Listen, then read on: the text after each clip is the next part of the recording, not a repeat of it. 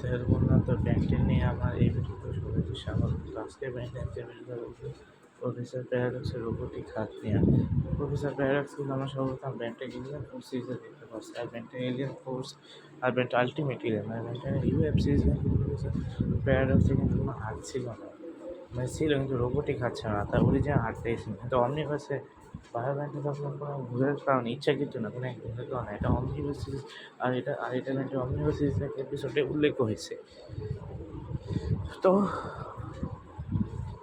নিজের হাত সে বায়োব্যান্ডেসে বলে হারাইছে, তারপর থেকে তার রোবোটিক হাত। আর এই রোবোটিক হাতকে কিন্তু কি জানি একটা বলে, নাম আছে, নামে ভুলে গেছে কি নাম। তো ভিডিও তো আমার এখনই সাইনিং অফ রিটারি করে দেওয়ার ইচ্ছা করতেছে। তো যারা ভালো রেসপন্স দেবে তারা দিবে, যারা খারাপ রেসপন্স দিতে চাবে তারা খারাপ রেসপন্স। তো এখন আমি ভিডিও সাইনিং অফ করবো। তো